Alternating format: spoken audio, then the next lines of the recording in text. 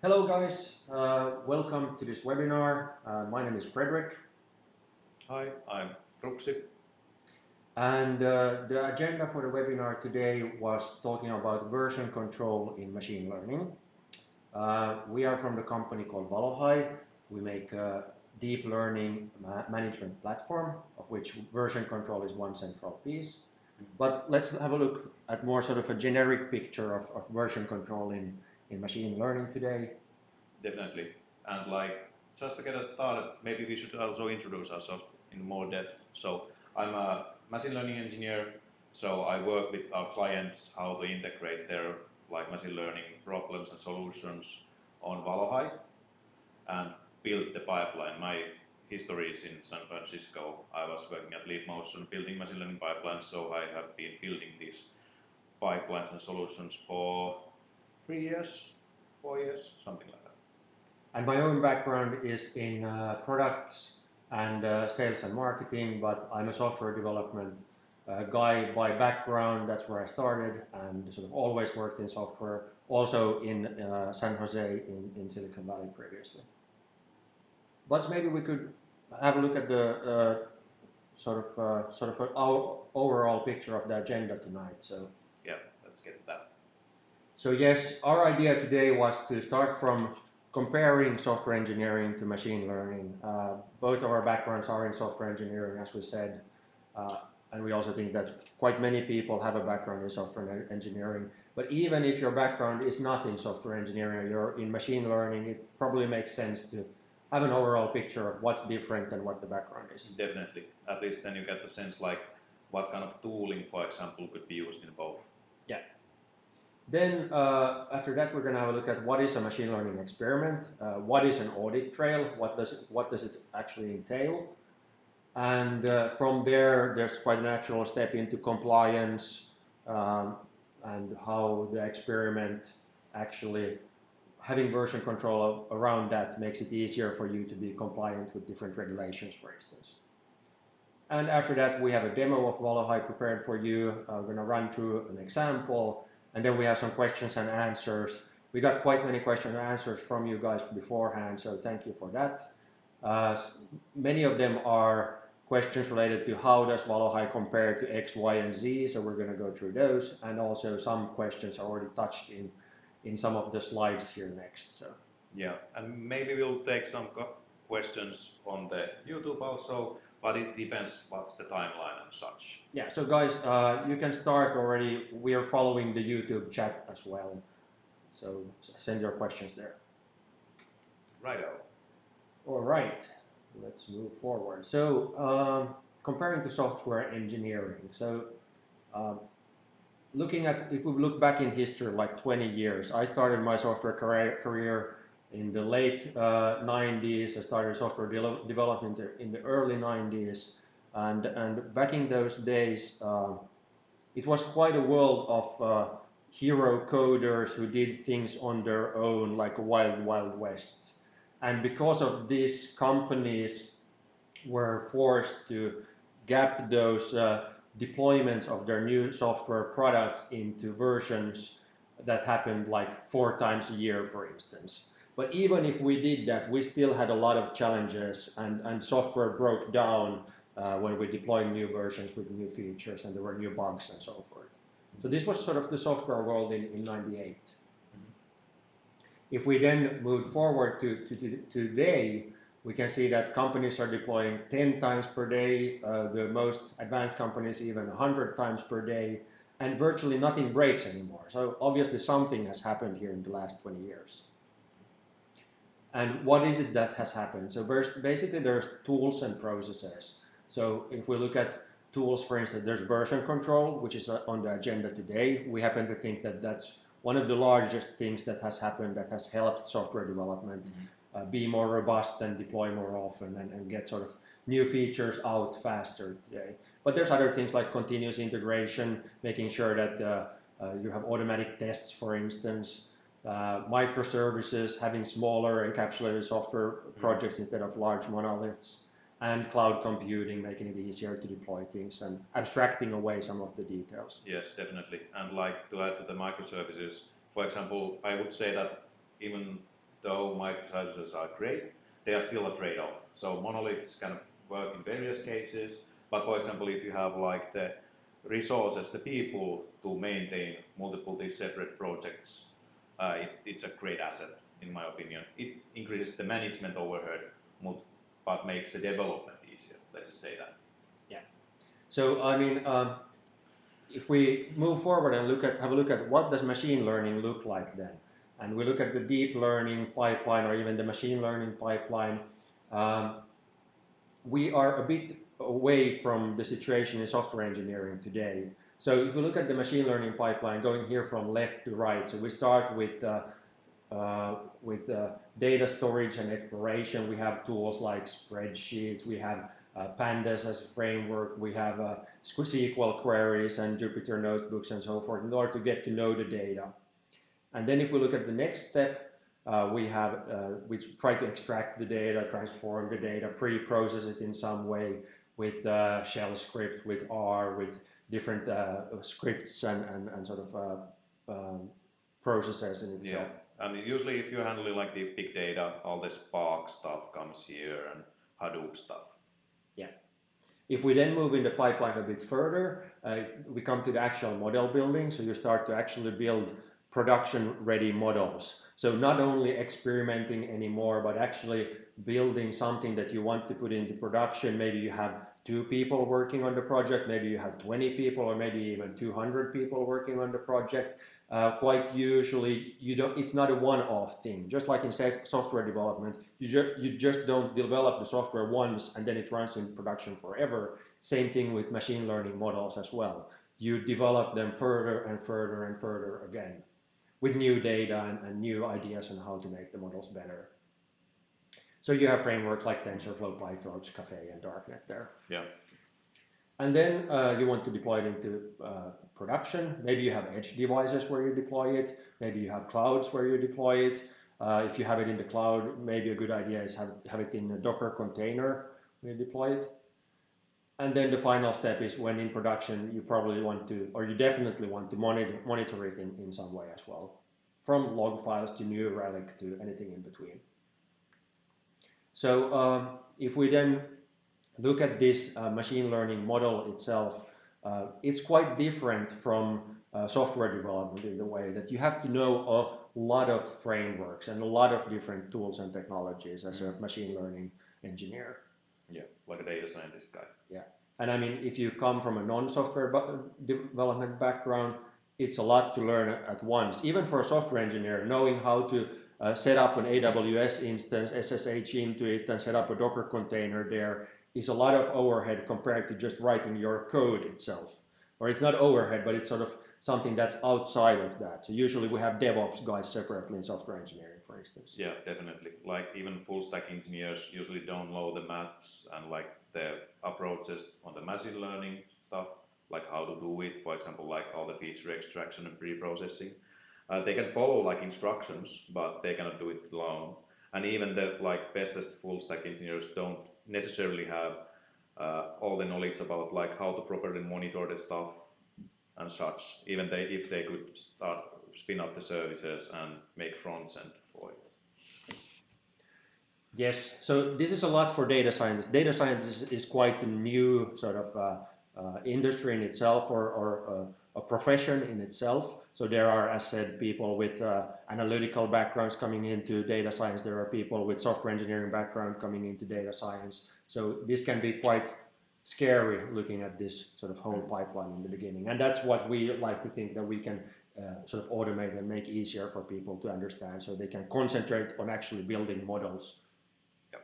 But yeah, these data scientist guys, they also have data engineers. So this is some kind of solution for it as well. We have people specializing in different things. We have the IT departments helping in different parts here. At the end of the day, it is quite a mismatch of non-integrated teams and technologies. Definitely. And we are not alone to have seen this challenge. There are the big players, the technology unicorns. They have definitely seen this. These companies, and absolutely Google as well, for some reason it's missing from the slides here, yeah. But any of the big technology unicorns definitely see machine learning and deep learning as as their sort of core competence and core part of the business itself. So they have built solutions internally in order to solve this. Maybe Michelangelo framework from Uber is the most famous one. If you just Google for Michelangelo Uber, you will find more stuff about that. Also, Airbnb's Big Head is quite famous. Yep. And Netflix has their own, Google has their own, Facebook has their own internal tools and processes for this.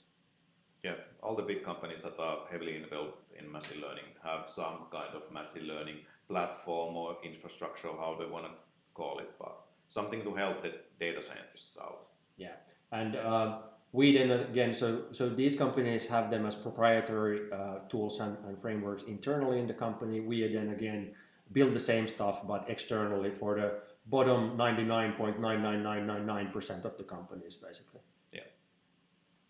All right, so let's move forward, and if we have a sort of an overview of what is an experiment. So when you start building the experiment, what goes into it? So obviously we have the inputs. So you have your training code written in maybe Python, maybe C, maybe something else. We have your parameters, your hyperparameters that you try to optimize or find the best ones. And you have your training data, the data set itself. Then you actually train the model, be it then a traditional machine learning model or a neural network. You train it usually on some hardware. Maybe you have your on-premises hardware. Maybe you have a cloud instance, maybe like running on AWS or Azure or Google Cloud or somewhere else. You probably have some environment. We suggest using Docker. It's a good way to encapsulate all your software dependencies in one place. And obviously it's going to cost something like in CPU time or GPU time or TPU time. Downloads and such. Yeah. And at the end, you get some output, you get your model, obviously. You also get some logs of how your script actually got to the final output, the model itself, some results and some statistics of how it was trained. So this is an experiment. Sadly today, people or companies starting out, they don't have too much of this version control. And that's the agenda for today. So how can we actually have version control for all parts of this? And why do we need version control for all parts of this? So if we look at software engineering, this is the result of software engineering. You have your source code, which is the input for software engineering. You compile it, or maybe you don't even compile it. You put it out and you have your end product itself. Yeah, and that's like in software development, how you get behavior.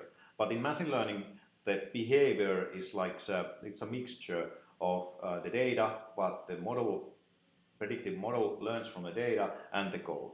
So it's much more complicated how the behavior emerges to the system in machine learning systems. Yeah, and it's probably even more driven by data than the actual code, or it might be, and it might be driven more by the hyperparameters. Even the run or the training environments has an effect. Is it trained on what kind of GPU, what version of what software libraries did we use? They all affect the end outcome of the model itself. So. Yep, definitely. So this then again brings us forward. So a natural step from this is sort of companies are worrying a lot about regulatory compliance and sort of how can we explain to somebody how our machine learning model actually behaves. So if we take GDPR as an example, so GDPR is the European standard for what was it short for again? General Data Protection, something. Yes, but there are, I mean, that's not the only one. There are much more ones. In healthcare has their specific ones. California is putting out their own GDPR version as well for the state soon. Yeah, and finance has their own stuff. Yeah. But they all basically have the same questions and same sort of issues that have to be tackled in some way as GDPR. So if we move to the next slide quickly. So GDPR as an example, it states that an individual must be aware of automatic decision making. Okay, that's quite easy. You just tell people that it's actually done by a machine. Second one is that the person has the right to gain information about the logic behind the machine learning model. And this is quite central. So how do we explain to somebody that how was the decision made? Yeah, it's really hard. Like how to make models transparent and like interoperable. How to explain what it does, why it does. Yeah. And the third one is be able to deny the usage of automated decision making. But we like to think that the second point here is probably the most important here. Yeah, at least from machine learning perspective, I think. Yeah. I mean, there is also the question that if you are automating a task that a human did previously, well, I mean, even though you can't necessarily explain how a machine makes a decision, at least it's more deterministic than a human is. I mean, Yes. a human might make a different decision based on if he just had lunch or if he's still hungry or his boss made him work long hours or something like that. So it's machine always makes the same decision based on the same data. Or if you are giving a loan to a friend, for example, if you Exactly. suddenly just happen to notice that it's a close friend at bank. And of course, like in the opposite case, so if you get denied of a loan, at least like I would like to know why. What was the reason? Was like my age too young? What didn't I have enough like credentials for that loan or what? But machine learning models usually don't give that. So at least with like understanding what was the data used, how was the like data slices in the training data and parameters and who did it and what kind of code did we use, that helps to at least get some insight what's happening. Yeah. And I mean, we won't touch too much on this webinar on how to explain the models. I think the most important thing to note is that unless you have version control, unless you know how the model was trained, it's virtually impossible to tell how it makes the predictions, because if you cannot try it out with different inputs and see what the output is, then you can't really explain how it makes the decisions. Yeah, only like one thing that's one model type works in this, like decision trees. Yeah. So decision trees can be explained, but that's the only exception. And most of the machine learning models that we have around today, at least on our customers, are usually deep learning neural networks. So those are not decision trees, of course. Yeah. And it becomes even more complicated when you start, for instance, to compress the neural network. First, you might have sort of trained a large neural network, then you compress it into a smaller version, then it's even harder to explain what's going on. Yeah. But still, I mean, the most central part is that you should know how you arrived at this model at least, so you can sort of backtrace and try out different inputs and see the outputs and maybe find sort of some strong attributes compared to some weak attributes and stuff like this. So version control is at the core here. Did we have some questions related to GDPR? I think the questions were actually already answered in terms of what is required by GDPR, but we had a question about audit. Audit trail, and how, this was actually by Mark Vanacker asked how often an audit trail will be reviewed. So it depends on the use case, of course, but usually it's done when you want to identify the root cause of one failure. Like that's usually the case. But of course, it can be just that you can prove that you can have the audit trail to fulfill a regulatory compliance. That's one case. Yeah, there might be an audit inside the company, or a government person comes and audits you that are you compliant or not. Yeah, so how often depends on the use case. Can be daily, can be hourly if it's like for some compliance stuff.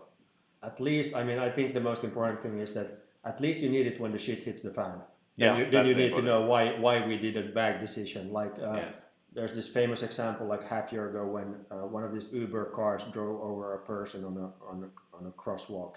Mm-hmm. And I mean, if Uber wouldn't be able to check that, how did we derive this model and what was the training data and stuff like this. I mean, I'm not familiar with the case in particular, but at least in that case, you are interested in knowing that if how did we sort of arrive at this model? Yeah, definitely. And one other, like this is related to the building trust. So if you have a machine learning system that provides some kind of predictions, like if you can explain a little bit how it works, the logic behind it, humans are much more inclined to take the machine learning advice and trust the machine. If it's like magic, then people just don't trust it. Yeah. Which brings sort of ethical questions, like more and more in the future when we interact with more machine learning models. how can we trust them, and sort of trust comes from experience, basically. Yeah. Yes, so maybe let's move a bit forward. So we've now touched some of the basics. So as we mentioned previously, Valohai is a deep learning management platform. So what we actually do is help you as a company move from, so actually let's go to the next slide. Yep. We want to help you move away from this picture to the next picture here. So where everything here is automatically version control, so that you don't have to explicitly say that I want to, in this experiment, now record all these parts and these parts and these parts, and then I forget about this fifth part, for instance. So Valohai automatically, whenever you make an experiment, I mean, this is important, not only when you deploy into production something, but when you make an experiment, when you experiment, every experiment is version controlled. Yep. And the second part is that we want to take you and help you manage your machine learning pipeline and take you from this picture to this picture. So have it in a manageable way so you can integrate these different steps with each other. And if we go one step forward, so if we think about reproducibility from the left hand side first, so we help you make reproducible work through version control. We help you comply with regulations through a 100% audit trail. You always know how did you derive this model. We also help you onboard people fast through a common way of working, so the machine learning pipeline. And we help you do quick experiments through machine orchestration, so you don't have to know about the DevOps parts that we mentioned here earlier. Yeah, let the data scientists do the science, basically. Yes. But yes, I think we are ready for a demo now, and then we can start touching some of the questions and comparisons between us and other parts. Yeah, so I'll put up the demo. Just a minute. People are asking on the chat right now that will we share the video later, and yes we are. This is going to YouTube and it's going to be viewable there later as well. It's going to be there. Okay, let's go. So, Valohai. So, when you have a machine learning project, at least hopefully the code of it is in some version control. Usually GitHub, but with Valohai at least it can be basically any Git. Here we have a machine learning MNIST example. Most people should know MNIST dataset. My computer is lagging, but let's see if I can get one image of MNIST. MNIST images loading. Yeah, so handwritten digits. So this most people should know. Teaching a machine to application to recognize handwritten digits. So this is straight from TensorFlow, nothing special here. Pretty straight up copy. Only thing that we changed is the how to log the output. So it's JSON format. So if you think of the pipeline that we just showed, then here we have basically two scripts. We have the data extraction and the training part of those. So two steps in the. Yeah, so this is the pre-processing. It's pretty simple Python code. Yeah. Nothing special. So when you have this kind of a project, how do you integrate it with Valohai is a YAML file, valohai.yaml. So here we define first, okay, this is like a step of my pipeline. Batch feature extraction. It could be also named pre-processing. So we have some kind of environment. Here we have TensorFlow, specific version, could be newer, but this is pretty old example. And then we have just how to run it. This could also have multiple commands, but now we are just running one Python script, and then it takes some inputs. We have some default values, but you could change those later. And then after the pre-processing, you have this like pipeline that goes to training, and in the training you have the same things, environment, but now you can also specify like parameters, what you're going to use, like hyperparameters, how many epochs are you running it, what's the learning rate, and dropout of the model. These are like can be anything, any integers, any strings, any lists, any floats, and you just specify them as parameters that get filled. This is done so we can do hyperparameter optimization for it later. And it takes also some inputs. That was actually one of the questions here in the chat right now, that do we support hyperparameter search? And we're going to have an example for that. Yeah, we'll show it. We have like, you can choose the parameters yourself. We have linear range, we have logarithmic range, and random search. And if you have some like more complex hyperparameter optimization like Bayesian stuff, we are not sure how you want to do it, so you need to do it through our API. So the whole application is API based. So we'll just copy the URL. So this YAML file was made in order to that now when we start a new project, we want to hook that project into here, and the YAML file is the definition for the project. Basically. Yeah, and the YAML file is interesting in that sense that, okay, if I make an open source machine learning project, anybody should be able to like execute it if the data sets are public and the Docker images are public. For example, if they are downloaded from Docker Hub, then they can just fork the project and import it to Valohai. It should run because it's all the same pieces are there, like to require to run it. Yeah.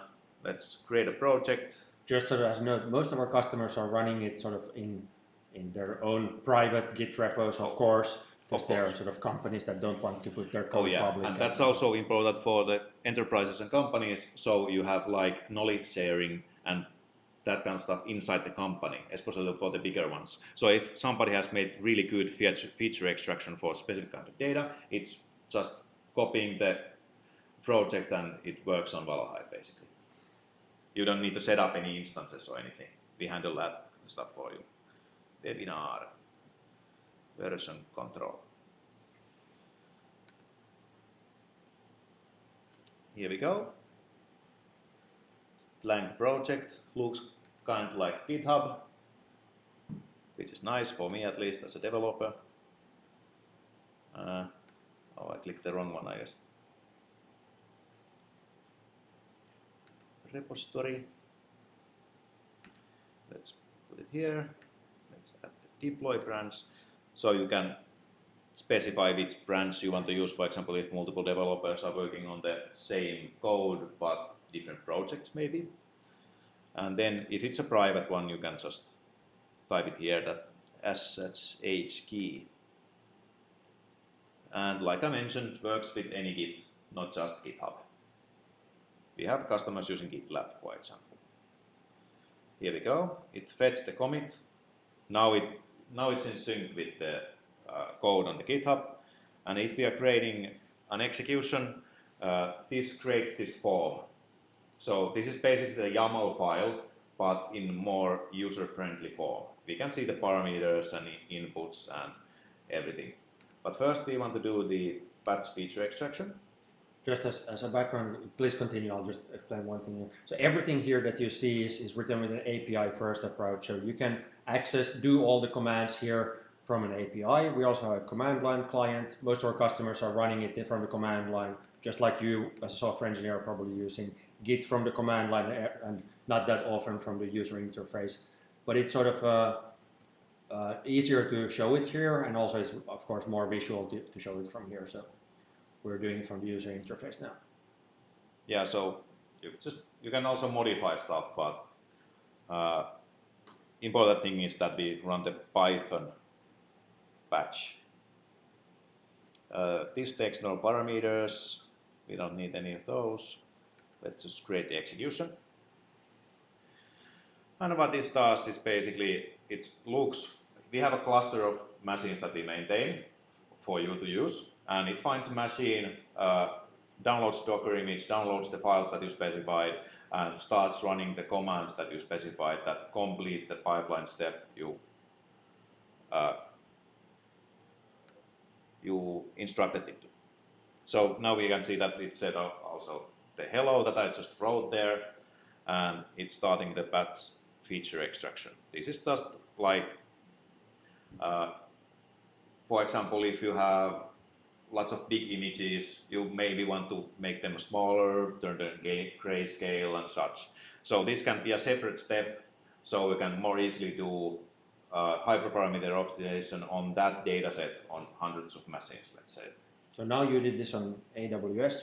Yes. So we support AWS, Azure, Google Cloud, and on-premises hardware. So you could have in the drop-down there, you could have your own hardware in your own data center. Yes. Even. Yes. And when it's finished, by saving the files in a specific folder, we will handle the uploading and keeping it. You can use our S3 bucket, or you can specify your own S3 bucket, or Azure blob storage, or various other kind of data storages. You can also download the datasets if you want, but usually, for example, if you are handling like hundreds of gigabytes of data, you usually don't want to download those. Okay, let's create another execution. Now we pre-process data. If you were using the API, this would be like running two commands, basically. Or the command line is like vhexec, and yeah, that's it. Yeah. But it's more fun to look at the user interface, at least for most people. Yeah. But even from the command line, it's quite nice because you're writing vhexec for your code on your local machine. Yeah. You get the output from there like you were running it on your local machine, but in actuality you're running it in a cloud instance with a 100 times more powerful GPU than you have yourself. So. It's definitely worth it in very many cases. Depends on, of course, what you're working on. Yeah. Let's see. So now we don't want to use the default datasets because we are training with the data that we just pre-processed. Let's see. Training images. We are planning on adding data typing, so you can say that for specific inputs have specific types, but we don't have that yet. But it's got to be pretty flexible, and that's problem like planning that feature. And test labels. There we go.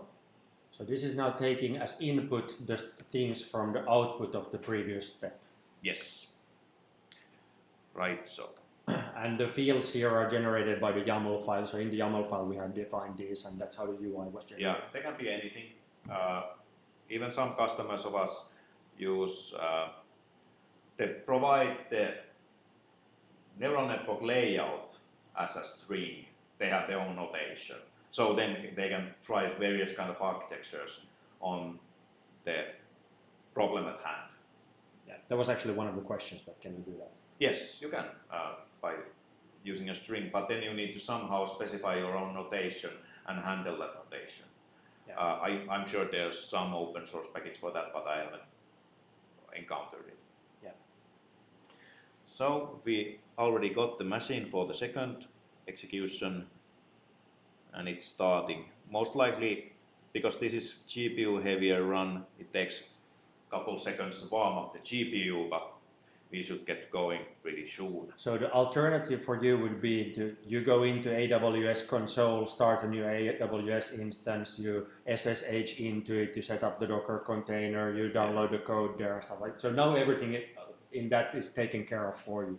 Yeah. Just one button click and that's it. It found the GPU at least. So it should start training soon. So we have a question here in the chat while it's starting up. So Divine Metaphysics, awesome name you have, but is asking that, is it possible to use Valohai to train multiple models, for instance, different data sets, learning rates, etc., on the background and then deploy the best performing, i.e. most accurate model into production? Yes, that's related to the hyperparameter optimization. You can also build different models on that side. If, for example, if you use the string notation. But we'll get to that after this example. Yeah. Also how to do that. Yes.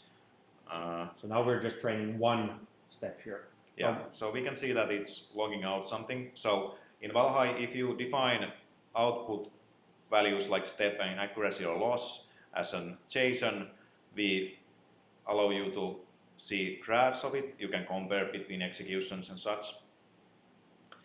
Here we can see that it's going well. Let's say that if this execution would be a training that takes 3 or 4 days, it would be nice that, like, okay, now I can see that it's dropping, it's not going to converge well. then you can stop it and stop the like costs right away, because Valohai only bills based on seconds that you're using the execution platform for the free tier customers. Yeah, which is actually, I can jump ahead a little bit now because there's a nice segue here to doing the hyperparameter sweeps, that you can, because you are only charged by the seconds of GPU or CPU time, when you do hyperparameter sweeps, you can do them in parallel. You can do like 100 in parallel instead of doing 100 after each other, and it costs the same thing. It's the same amount of minutes or seconds. So.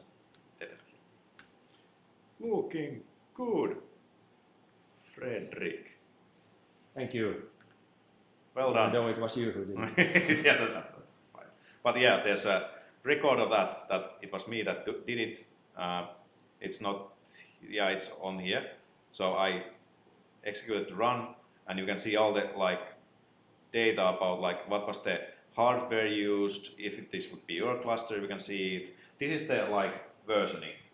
You can go to a like 1-year-old project, just click copy, and you can get the exact same results if the dataset is still available and Docker images. So this view here is probably the most central one to you if you're doing version control, because here you can see how it was trained, and automatically. I mean, Ruksi here didn't say that I want to version control this experiment. He did this experiment. Now he did it through a web UI. He might have done it from the command line or automatically from Jenkins server or something like that through the API, and everything was automatically version controlled. Yep. And if he comes back here, let's say that this model now behaved irregular in some place, or we have to explain it in some way, we can always make a copy of this exact model, just train it with some new data, for instance, or new hyperparameters, and get a different result. Yeah, and we can see the commit, the Valohai YAML specification also through there, if we want to see like what was the instructions given to build this. Yes, so let's go to the tasks. So now, just a recap, what you have seen now is you've seen individual executions. Executions are basically steps of the pipeline. You can chain these together. So you saw an example of how the output of the batch feature extraction was the input to the training step. But you could have hundreds of these, or at least tens of these, in hundreds probably doesn't make sense, but many of these chained together, like we have an example where we create not bogus data, but create training data with Unity, for example, as one pipeline step. 3D models, taking screenshots of those and using those for object detection. Yeah. Or you can have even like different programming languages in different steps. You have something in C doing something, and then that is outputted to a Python script that then outputs to a JavaScript or something like that. So yeah, like if you want to run, for example, Unity to simulate physics simulation, those are really important reinforcement learning tasks. So like you can run, like when we say an execution or training in Valohai, it can be basically any kind of application or code that you're running. You just need to pay the cost of the resources used. Yeah. At the end of the day, I mean, everything is running on top of Docker. Anything you can run in a Docker container can be run on Valohai. So. Yeah. So now the next step is the HyperParameter Optimization. We call them tasks. So task is that you want to optimize something. Let's say I want to try out a couple different epochs. Those are pretty good. Then I want some logs-based stuff. Let's see if I can get some good values out here. Maybe a little bit more. Is 20 executions enough? Maybe. Well, that's fine. That's fine, yeah. 20 executions is good. So now we have 20 combinations of hyperparameters that like to run. Yeah, and these can be also specified through the command line, but like it's just easier and more visual to show it this way. Let's start it. And this creates 20 executions starting from number 3, and we can see that it already started 5 of those with varying statuses. These should be running already, going happily. Yes, something is running on the machine. And why we have 5 only we have per user quota. Of course, if you are using your own account or your own hardware, you don't have any quota. But if you are using the freely available cluster, one user is allowed to run 5 parallel executions of a certain instance type. Yeah, but so, I mean, it depends. I mean, if you're running in your own AWS instance, for instance, you can have tens or hundreds of these running. Yes, and we can make some deals if you are like really high demanding customer. Let's just say that. Yeah. That will require more servers. So the color coding here is basically blue is that it's running, green is that it's finished, and gray is that it hasn't started yet. Yeah, it's still waiting for quota or it's queuing for a server. Yeah. But there should be plenty of servers, so this should go on pretty nicely. So this is a list view of the same data. We can, for example, see, okay, what was the learning rates used for every execution or so training. That was defined in your YAML file as an input to every script? These are all fully dynamic.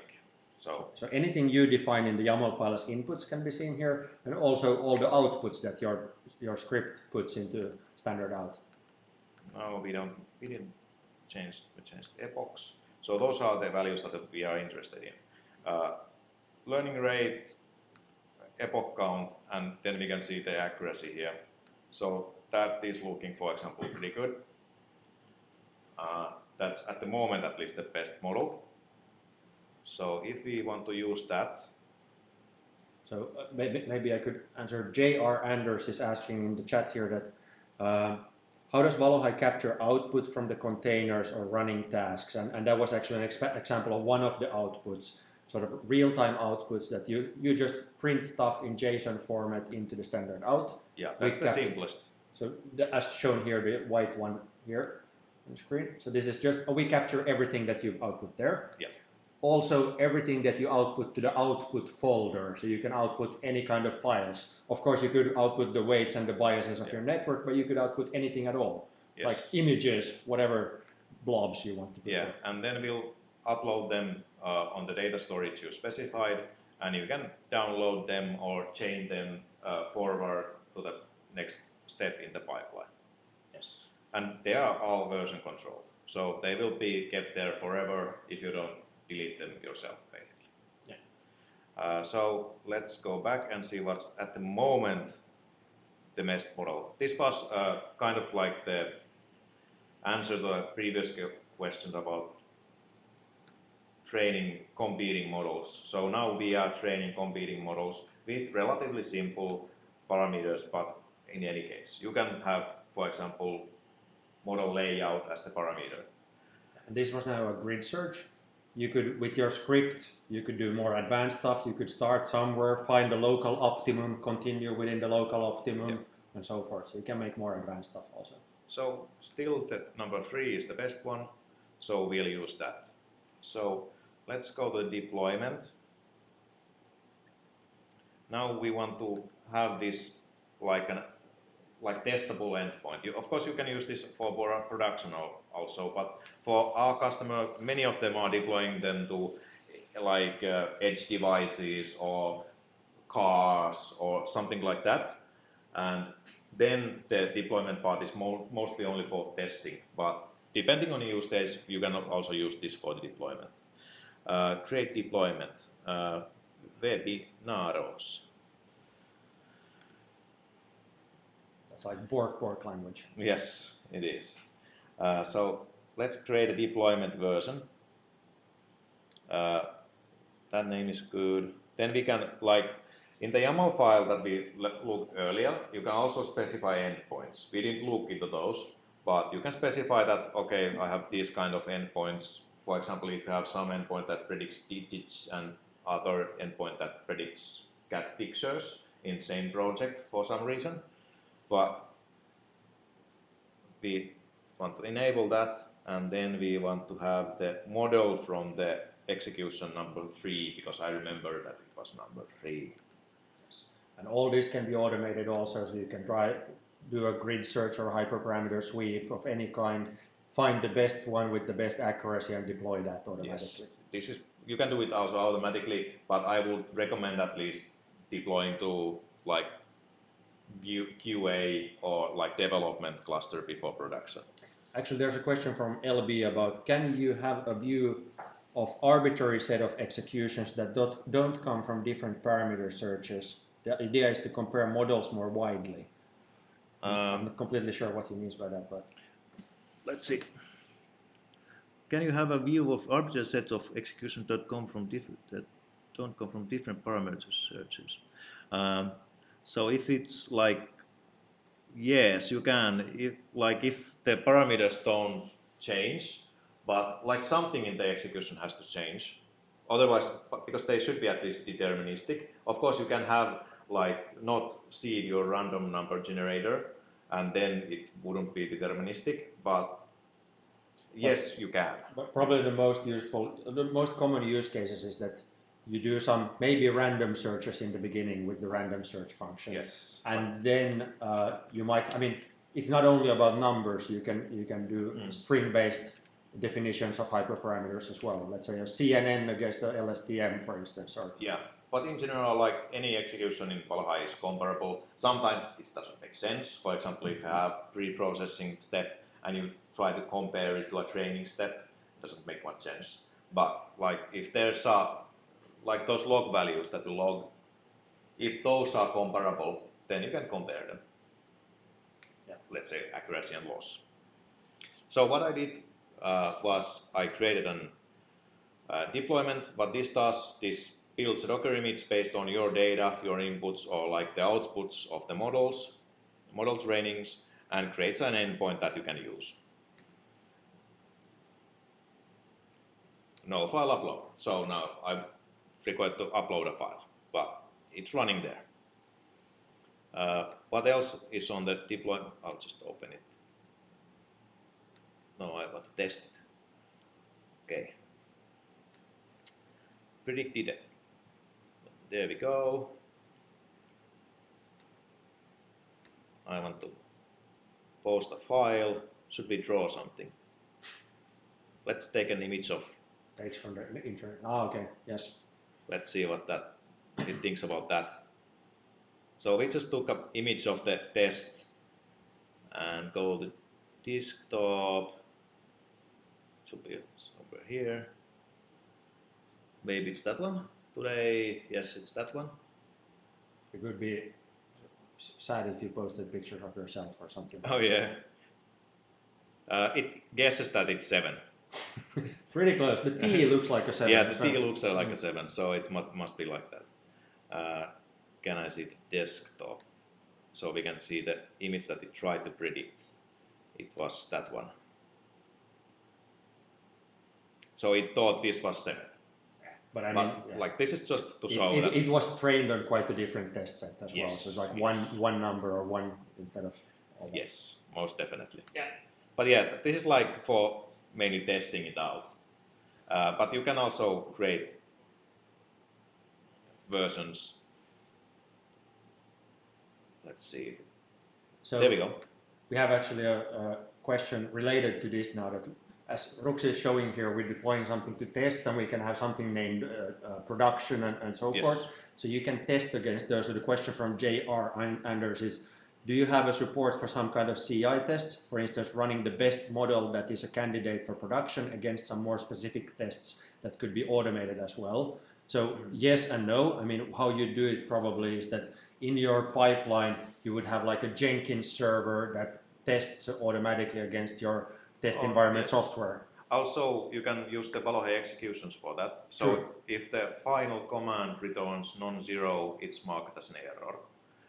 So that could also be used. Yes. Yes. If you have, depending on what kind of testing harness you're using, but like testing software. So we have now one deployment version endpoint. Then we can create, for example, Q&A. It targets to that one. So now if I would call the Q&A, let's refresh. There we go. So if I would go to the QA, it redirects to the same endpoint that we had previously. And this is because then, for example, if you want to have different production and development endpoints. Now we can have, let's see, now we have QA and then we have production. So you can easily try out new models and see if they are fit for production. This could be done manually or automatically. You could have your software team test the software against the new QA version, or then automatically have a Jenkins server that does it automatically. And if it passes the software tests, regression tests, then it would be deployed to the production through the API again automatically. From the user interface, how you deploy a new model or new version, you just edit the version alias, so there will be a new version that you select and then save it. Then it like automatically starts to use the new version. So maybe we can trace back from here to actual version control. So let's say that the image is now detecting a T as a 7 incorrectly. How did we arrive at this? The GDPR guys are here and asking us that how did we arrive at the 7? Well, the simplest way, at least from the user interface, is go to the details. Here we can see that it's from this execution. We click that. And here we have, over the top, we have information like this is what's the HyperParameter Optimization that we used to find it, and these are all the parameters and inputs and all the values that were used to create it. We can also dive deeper to the logs. Was there any issues during the training? And see the charts. Was it looking okay? Well, not that good, but it's okay, I guess. And then we can see like, okay, these were the outputs that it provided. So we could download the model ourselves and check it out in more detail, for example. Yes. And while we have been talking, all the executions are finished. So this is how is the best way to use Valohai. Just queue some stuff up, wait for it to run, do something else. Go drink coffee. Yes, and it will handle the running everything for you. So maybe we have some better models already. Yeah, we have one better one. Number 20. It was an improvement, at least in this small scope test. Yeah.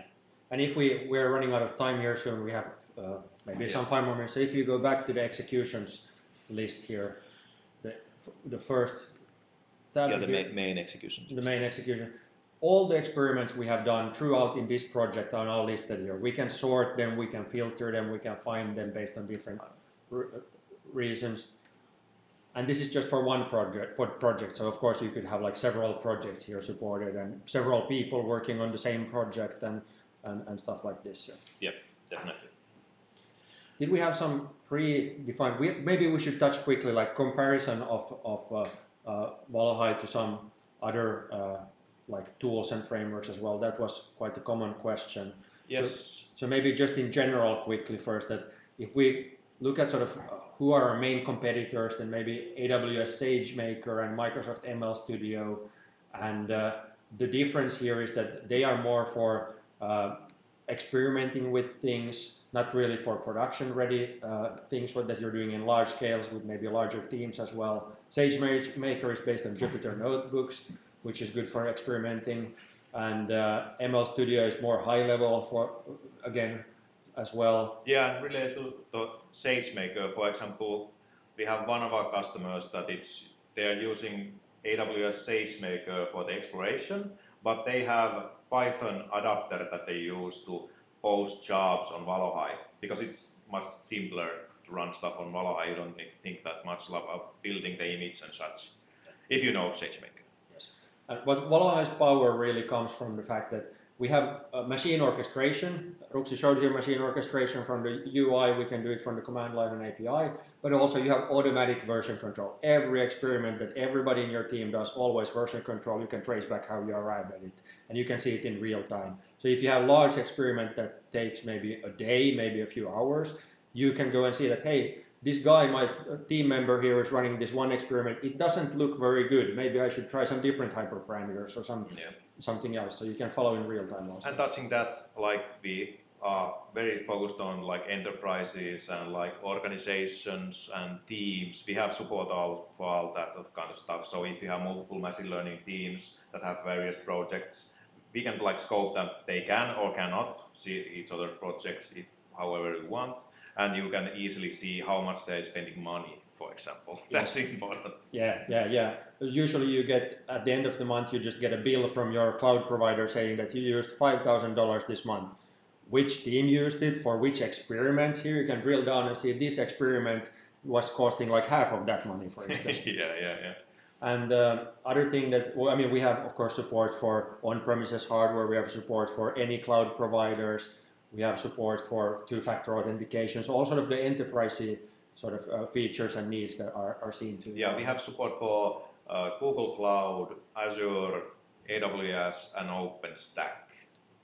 Those are the main ones. OpenStack basically a standard for. Yeah, many companies are using that. Related to other competitors, Comet, ML was mentioned at least in one of the questions. They don't provide infrastructure. So how Comet is a great tool, but it's only for like visualization and like recording the parameters and logs. And I think they are pretty limited in what you can run there. You can run, I think they have libraries for Python and R, most likely, but no. For example, we have plenty of customers that are using C or Unity or something like that. Like they couldn't run their stuff on, like integrated with Comet. Not even run because they don't have infrastructure. It's only for recording. And MLflow was another question. Oh yeah, MLflow, that's like a self-hosted open source. You can get it hosted from Databricks, I think, but like it's a big consulting service firm. This is usually what happens with most of the machine learning platforms.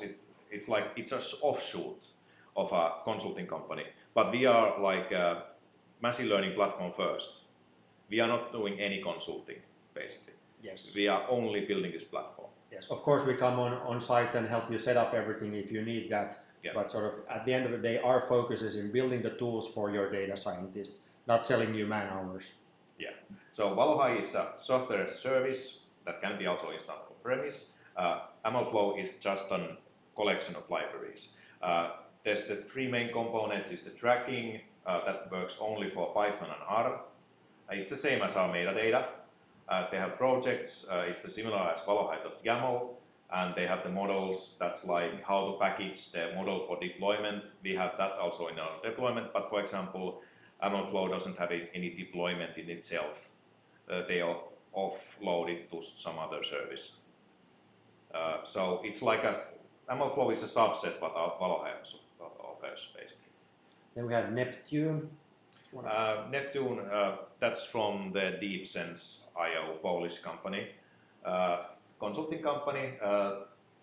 At least when I was using it in 2016, 2017, it's a like single installation, so it's not, at least then wasn't a software as a service. I don't know if they have upgraded, but it was like I called them, I want to try it out, and then they start setting up a cluster for me. It's pretty limited also.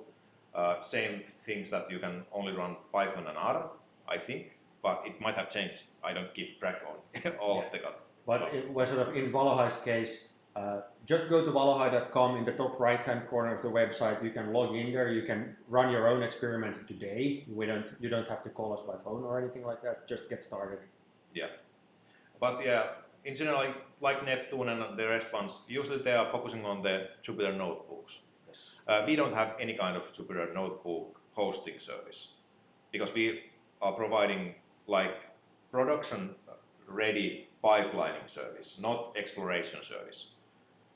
That's the main differentiation usually. Yeah. That people confuse that a lot. Yes.